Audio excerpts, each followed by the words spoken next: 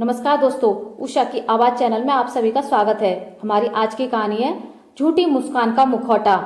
Doorbell बजने के साथ धानी अपने आप को सहज करती हुई दीवार पर लगी घड़ी की ओर देख तेजी से उठ खड़ी हुई। सुबह के 8 बज चुके थे। उसे और सुधीर को 9 बजे ऑफिस के लिए निकलना था। धानी अपने बालों का जूड़ा बनाती हुई दरवाजे की ओर बढ़ी। अपने चेहरे पर झूठी मुस्कान का मुखौटा लगाकर उसने दरवाजा खोला तो सामने उसकी मेड कांता खड़ी थी। इन 2 वर्षों में धानी को पता ही नहीं चला कि वह ना जाने कब अपने चेहरे पर परिस्थिति के अनुसार मुखौटा पहनना सीख गई। कांता के अंदर आते ही धानी पल भर में अपने चेहरे का भाव बदलती हुई गुस्से और रौब से बोली, तू इतनी लेट क्यों आई? तुझे मालूम है ना हमें 9 बजे ऑफिस निकलना होता है। देख पूरा घर फैला हुआ है, कल रात कुछ मेहमान आए थे। धानी कांता को भ्रमित करती हुई बोली, मैं सुबह से सब समेट रही हूँ और तू अभी आ रही है? अब तू यहाँ खड़ी मत रह, जा जल्दी से ब्रेकफास्ट रेडी कर, फिर हमारे ऑफिस जाने के बाद सब समेटती रहना। और हाँ सुन, पहले हमारे लिए अच्छी सी चाय बना ला, सर फटा जा रहा है। कल रात सोने में लेट हो गए थे। कांता कुछ कहे बगैर धानी और बिखरे हॉल को देख कुछ समझने की कोशिश करती हुई किचन की ओर चाय बनाने के लिए मुड़ गई। बिखरा हुआ हॉल, एश ट्रे और फ्लोर पर पड़े ढेर सारे सिगरेट के टुकड़े, वाइन की बोतल और केवल एक गिलास और ही कहानी बयां कर रहे थे। शायद कल रात घर पर कोई आया ही नहीं था। बात कुछ और थी और धानी कुछ और ही कहानी बना रही थी। सुधीर और धानी दोनों ही मुखौटा बदलने में माहिर थे। पूरी रात की लड़ाई के बाद कांता ने जब टेबल पर चाय लाकर रखी तो दोनों साथ में चाय इस तरह पीने लगे जैसे दोनों के बीच कुछ हुआ ही ना हो। यह प्यार था, दिखावा था, सामाजिक दबाव या घर के बाहर बात गई तो लोग क्या कहेंगे का डर? जो भी हो, दोनों इकट्ठा चाय पीने के बाद ऑफिस के लिए रेडी होकर अपने अपने ऑफिस की ओर चल पड़े।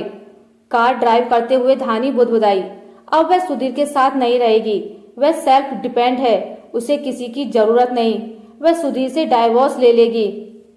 फिर अगले ही पल धानी अपने आप को समझाते हुए बोली, नहीं नहीं, वह ऐसा कुछ नहीं करेगी। यदि उसने ऐसा किया तो पापा यह सदमा बर्दाश्त नहीं कर पाएंगे। उसकी छोटी बहन की शादी पर भी इसका प्रभाव पड़ेगा। और सबसे मुख्य बात, वह सुधीर को अपने आप से ज्यादा प्यार करती है, वह ऐसा नहीं कर सकती। अचानक रेड सिग्नल देख धानी जोर से ब्रेक लगाती हुई अपने चिंतन से बाहर आई। सिग्नल पार करने के पश्चात और थोड़ी दूर ड्राइव करने के बाद धानी दोबारा अपने विचारों में खोने लगी। कल रात सुधीर की कई बातें वह भूल नहीं पा रही थी। वह सोचने लगी, सुधीर हर बार कुछ ऐसा कहता या करता है जिससे उसका दिल दुखी हो उठता है। अब कल की ही बात है। धानी नहीं जाना चाहती थी सुधीर के संग वह आशीष की पत्नी की बर्थडे पार्टी पर जाए, लेकिन सुधीर जिद करके धानी को अपने साथ ले गया और पार्टी में पहुंचते ही सुधीर उसे छोड़ अपने दोस्तों में व्यस्त हो गया। साथ ही साथ सुधीर शिखा के साथ क्लोज और फ्रेंडली भी होने लगा। धानी को सुधीर का शिखा के साथ यूं क्लोज और फ्रेंडली होना बिल्कुल भी अच्छा नहीं लग रहा था। उसे सुधीर का इस प्रकार किसी भी महिला के संग जरूरत से ज्यादा मिलनसार होना तनिक भी पसंद नहीं आ रहा था। धानी यह सब देख अंदर ही अंदर पूरी पार्टी में कुड़ती रही, लेकिन उसके चेहरे पर एक शिकन भी नहीं थी।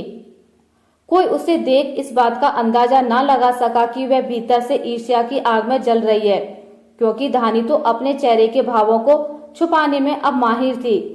वह पूरी पार्टी में इस प्रकार हंसती मुस्कुराती रही जैसे उसे सुधीर के इस व्यवहार से कोई फर्क ही नहीं पड़ता। पहले धानी के दोस्त उसके चेहरे के भाव से उसके मन की दशा जान लेते थे, पर अब ऐसा नहीं था। उसके चेहरे के भाव से उसकी भावनाओं का पता लगाना अब मुश्किल था। पार्टी से आने के बाद इस बात पर कल रात सुधीर और धानी के बीच पूरी रात लड़ाई चलती रही। धानी अपना गुस्सा हॉल में रखे सामान और कुशन पर निकाल कर रोती हुई बेडरूम में चली गई और सुधीर हॉल में सारी रात सिगरेट पे सिगरेट और वाइन पीता रहा। सुधीर की कई बातें धानी के कानों में पारे की तरह धीरे धीरे घुलती हुई उसे असहनीय पीड़ा पहुंचा रही थी। Dhani, you need to grow up. Educated और वर्किंग लेडी होकर भी तुम इतनी नैरो माइंडेड, मीन मेंटेलिटी की कैसे हो सकती हो? You are sick, I need a space. Sudhir और धानी के बीच इन 2 सालों में ना जाने इस प्रकार के कितने ही झगड़े होते रहे हैं। धानी सुबह तक यह सोचती रही, क्या वाकई वह नैरो माइंडेड मीन मेंटेलिटी और सिंक है? वो इन सवालों के जवाब अपनी दादी, बड़ी मम्मी, चाची और माँ की कई बातों में तलाशने लगी, जो हर वक्त घर की सभी लड़कियों को हिदायत देती हुई कहा करती थी।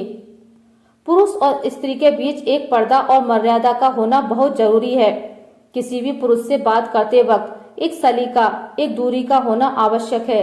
यहाँ तक कि उन्हें अपने ही घर में अपने पापा, ताऊ चाचा और अपने हम उम्र भाइयों से भी एक दूरी रखने की नसीहत दी जाती थी।